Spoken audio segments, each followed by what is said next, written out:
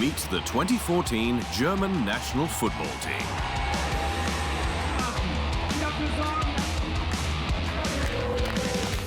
A sublime synergy of experienced veteran leadership and starry-eyed budding superstars, the team known as Die Mannschaft, or the team, methodically mowed down the opposition on their way to the nation's 4th World Cup title.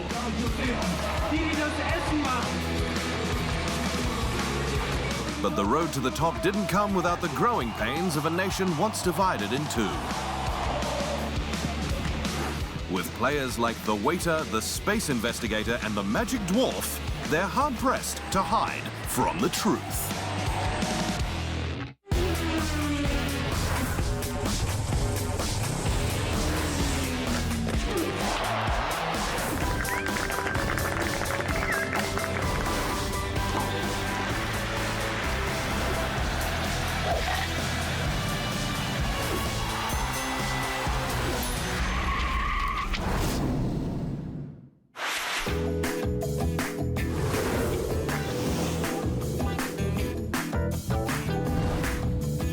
In life, sometimes success only comes after the trial of failure.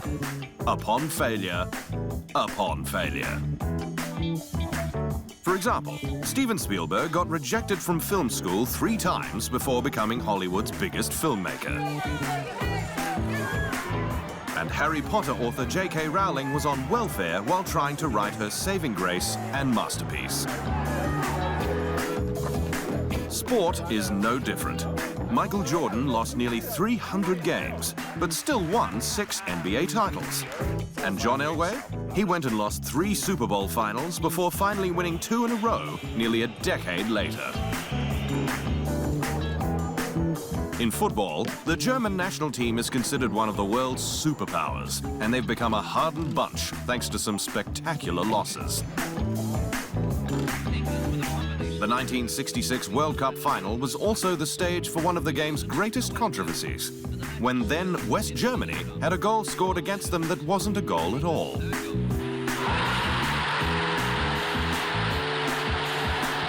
Germans protest that the ball has not crossed the line. But the Russian official this time is positive. It's a goal. Breaking a 2-all tie in extra time, England went on to win 4-2. Leaving the losing nation wishing that goal line technology had existed back then.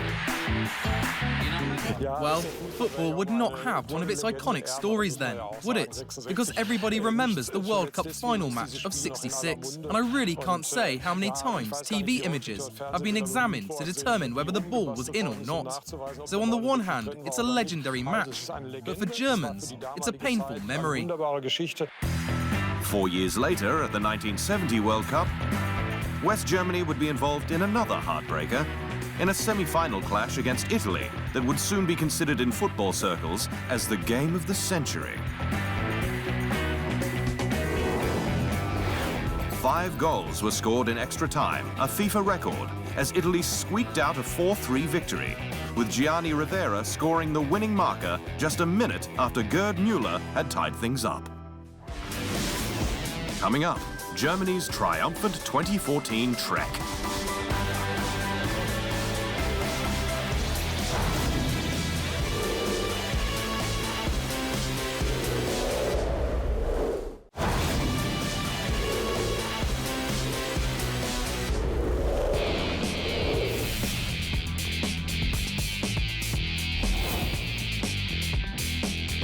Like the nation it represents, the German national football team is an amalgamation of the East and the West.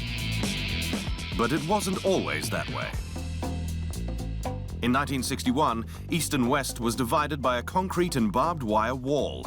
But with the thaw of the Cold War, the Berlin Wall came down in 1989 and the festivities began. The football team added to this celebratory mood by winning the 1990 World Cup in a less than friendly affair against Diego Maradona's Argentina.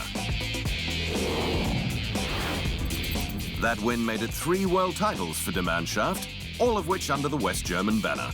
They also were runners-up and third-place finishers on 4 occasions.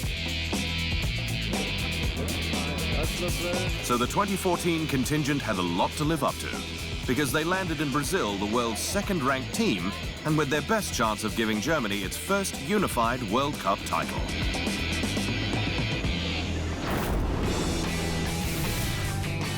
I think we're very strong because we're like in this group for now 3-4 years, and everybody knows each other, the way they play, and we have big players, big quality players, and a lot of them. And so we hope we can do something great. Our goal is the title, of course, and like always for Germany, the pressure is high, but we can do it. Germany's qualification for the 2014 World Cup was an absolutely dominant display, having only dropped points in a 4-all draw with Sweden after being up 4-0. And despite being drawn in a delicate Group G that included 2010 quarter-finalists Ghana, world number 13 the United States, and world number 4 Portugal, led by 2013 Ballon d'Or winner Cristiano Ronaldo,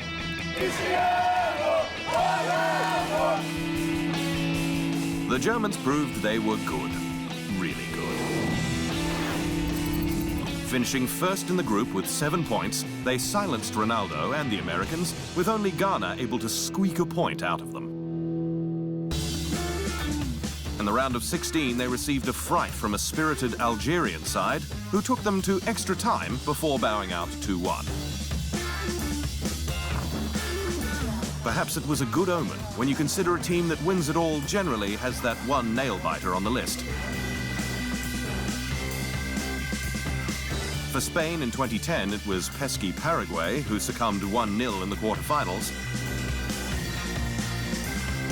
For Italy in 2006, it took a dubious injury time penalty against Australia in the round of 16 to lead them on their charge. The team that lost to the eventual champions in both semi-finals? Germany. We have a nice banner in our coach's meeting room that says, a good beginning needs enthusiasm, a good finish needs discipline. And so it was on to the quarterfinals against France, a team that usually brings the nation some well-received good luck. Because in their 1982 semi-final clash, West Germany defeated France 5-4 on penalties, in a game Michel Platini described his greatest, a sentiment probably not shared by teammate Patrick Battiston, who failed to finish after getting knocked out by German keeper Harald Schumacher. And 4 years later, they'd do it again, this time with a 2-0 scoreline that hides just how close the game really was. It was another close one in 2014, with Manuel Neuer making some timely saves to ensure Germany would make their 4th straight World Cup semi-final. But their opponents on this occasion would be backed by over 200 million people. The host nation, Brazil.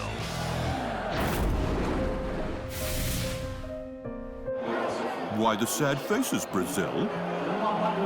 Their semi-final clash against Germany hadn't even started yet, and already they were feeling glum. That's because their greatest Brazilian hero, Neymar, went down underneath a crushing tackle by Juan Zuniga in their quarter-final clash with Colombia, leaving him with a fractured vertebra and essentially fracturing the once shining Brazilian spirits that celebrated his every move. 2 more centimeters up, I could be in a wheelchair. It's really hard to talk about. It happened at such an important time in my career.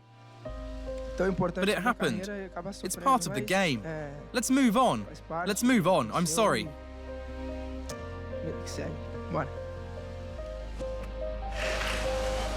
It seemed clear that without Neymar and their captain Thiago Silva, who was suspended, the nation needed a pep talk. And they got it from one of their largest legends, Ronaldo.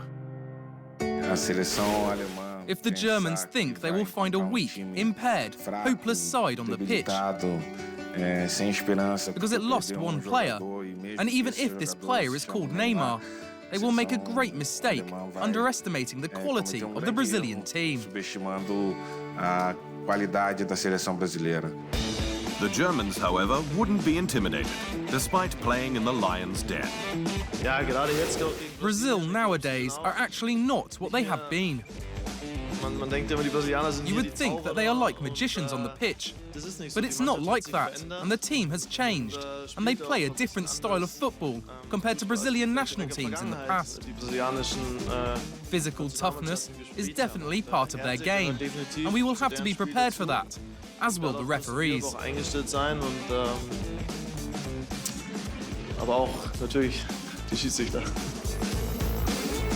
But at the end of their match, the only thing the referees had to be really prepared for was plucking the ball out of the back of the Seleção net. That's because Germany scored an incredible 7 goals to Brazil's meager 1, marking the biggest defeat in Brazilian football history since 1920. And so it was on to the final, where they'd face Argentina once again.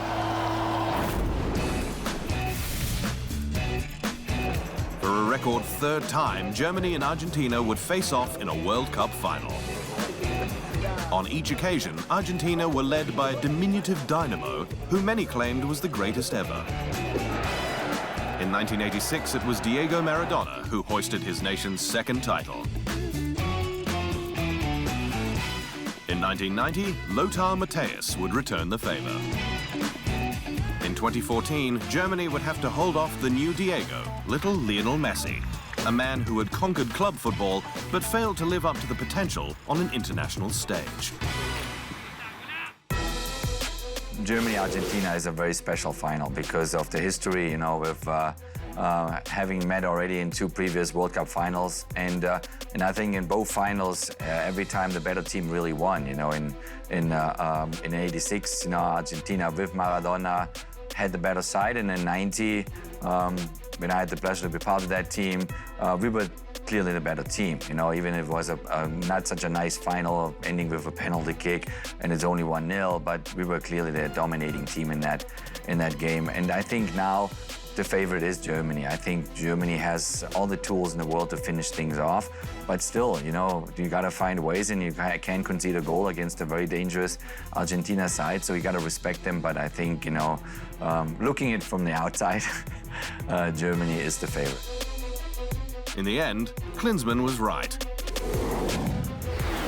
Mario Götze settled the scoreless affair with an awkward volley in extra time, giving them a 1-0 victory and their 4th World Cup, the first time a European nation won the title in the Americas.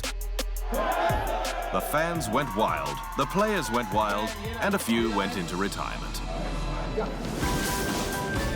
After the break, leaving the Mannschaft for good.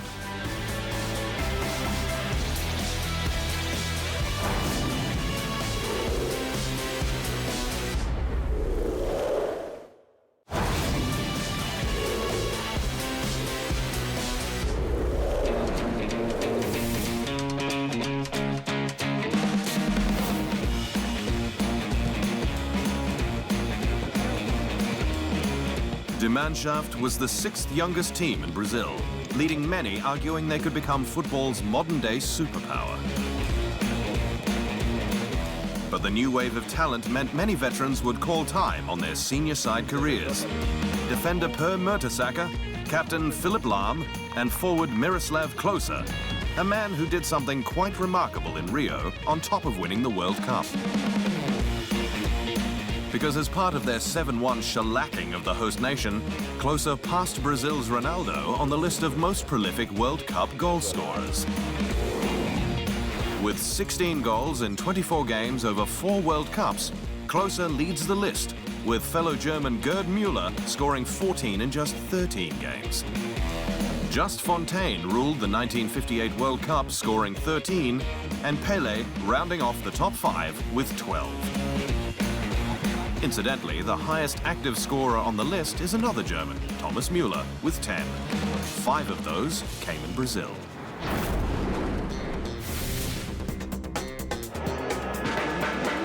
For World Cup managers, picking your final squad isn't always clear-cut, and 2014 was no exception.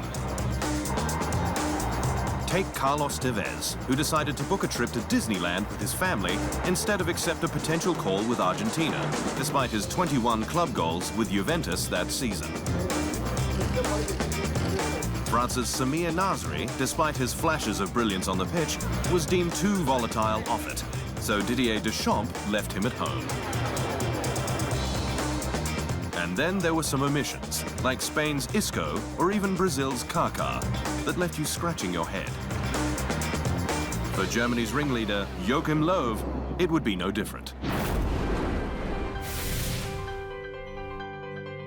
Joachim Löw arrived on the international scene as an assistant to Jürgen Klinsmann in time for the World Cup on home soil in 2006. With an undistinguished playing career behind him and a nomadic coaching career that saw him find success just once in Germany, the 1997 German Cup with Stuttgart, he seemed to be simply an affable assistant to the inexperienced Klinsmann. But the team took on his persona, and suddenly Germany was less a team to fear and rather a team to love.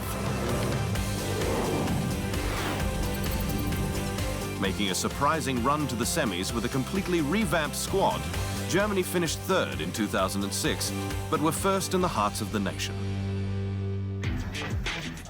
The nice Mr. Löw took over from Klinsmann at the end of the World Cup, developing a very non-German-like model of creative, attacking style football.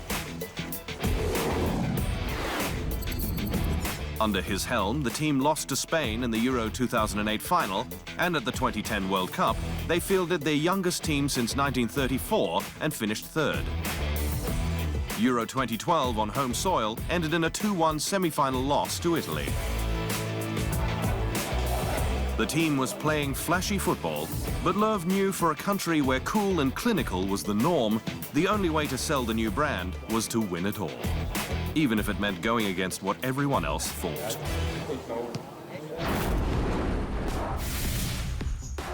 Des Weiteren glaube ich, dass wir alle Entscheidungen, die wir All the decisions made were not against single players, but for the maximum good of the team. sondern wir haben Entscheidungen getroffen für die maximale Leistungsbereitschaft. And I'm really sorry for those who did not manage the jump on this World Cup train.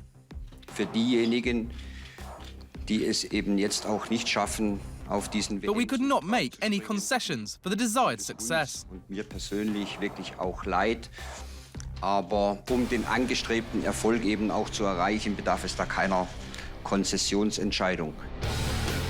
Löw's squad selection had a significant forced absent in attacking winger Marco Reus, who suffered an ankle injury in a World Cup warm-up.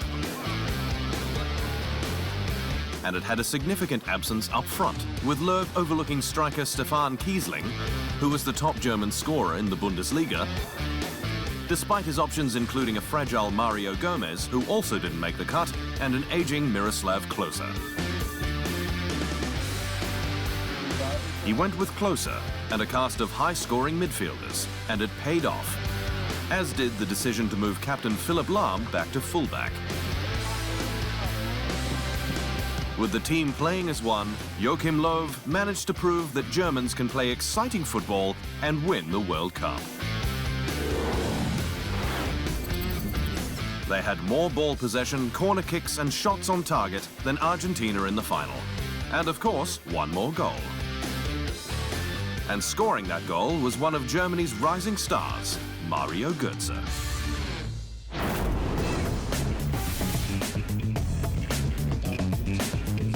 Coach Löw had a prophetic way of revving up his super sub Mario Götze before thrusting him onto the pitch in the final as a replacement for Miroslav Klose in the 88th minute. Show the world you are better than Messi and can decide the World Cup. And Götze did just that. At just 22 years of age, he became Germany's youngest player to score in a World Cup final since 1966. He was also the first ever sub to score a World Cup winning goal and was named Man of the Match. To top it all off, he was able to celebrate alongside his girlfriend, model and socialite, Anne-Catherine Brommel. Lucky kid.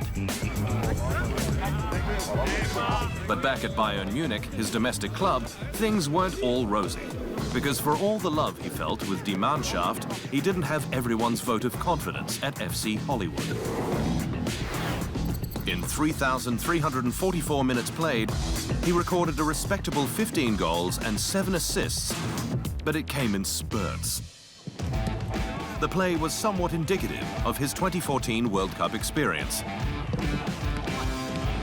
Having been named man of the match after scoring in their 2-2 draw with Ghana, something snapped, and Götze only saw a handful of minutes through to the final.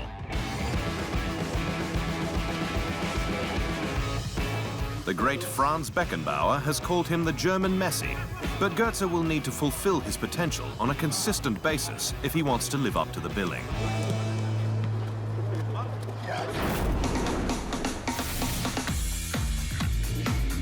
Some say Joachim Löw inherited the German side at the perfect time, as he was able to reap the benefits of the nation's youth football revolution, boasting a group with an average age of just 25.9 years. Their best young talent in Brazil was Götze, but there were other under-23s that are worth keeping an eye out for. Some rising stars never made it onto the pitch, like Borussia Dortmund's central defender Matthias Ginter, who was 20 years of age in 2014. But left-back Eric Durm did, after making his senior side debut just a week before the World Cup at age 22. And surprise inclusion, then 22-year-old Skodran Mustafi made 3 appearances in Brazil in a defensive role, before bowing out of the competition with a torn thigh muscle. But the most interesting name of the remaining young guns was Julian Draxler. Just 20 years of age in Brazil, the versatile midfielder came on as a substitute against Brazil in the 76th minute, showing glimpses of why The Observer rated him as one of the best young prospects in Europe. Still to come, keeping it in the house.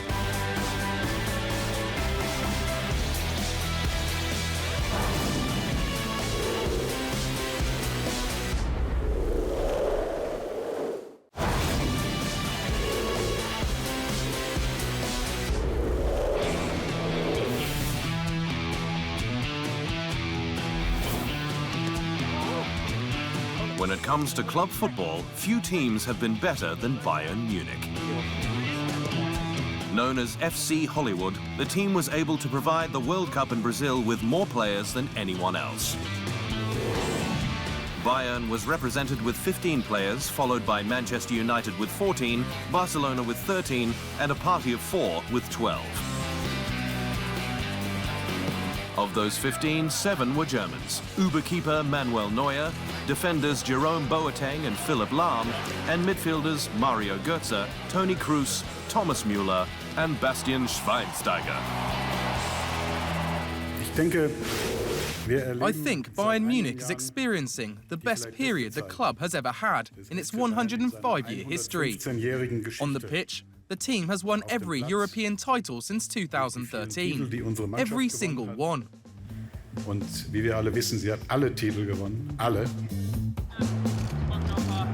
The team has been a hotbed for German talent, led by the Kaiser Franz Beckenbauer, who is the only man to have won the World Cup both as a player and its captain in 1974 and as a coach in 1990.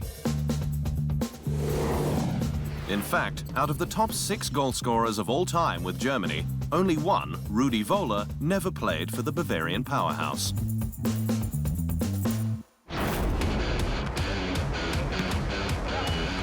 When it came to leagues with the most player participation at the 2014 World Cup, the Premier League came first, followed by the Italian Serie A and Germany's Bundesliga in a respectable third.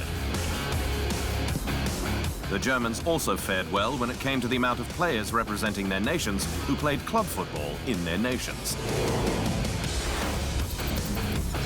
Finishing 4th on the list with 16 players of their 23-man squad playing in their own domestic league, they could have had 17 if Marco Reus wasn't replaced due to injury.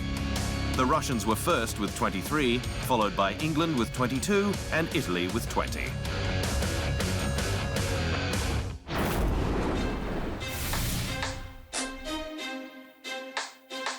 For many experts, the 2014 World Cup was the best ever edition. 171 goals were scored in 64 games, an onslaught never seen before. 7 of those goals came as part of Germany's destruction of Brazil, in arguably the most shocking result in the history of the event. However, there was nothing shocking about them taking the 2014 crown. They had the man who made the most saves, Manuel Neuer, with 25, the man who completed the most passes, Philipp Lahm, at 86.3%, and the man who ran the most, Thomas Müller, who covered 83,957 meters. But they also had a plan in place for a decade prior to their victory. One involving the development and nurturing of talent with patience, with persistence, and contrary to the stereotypical style of German football, with pizzazz, and a creative flair and force that borderlined madness. And the end result was maddening for everyone else. And that is the truth.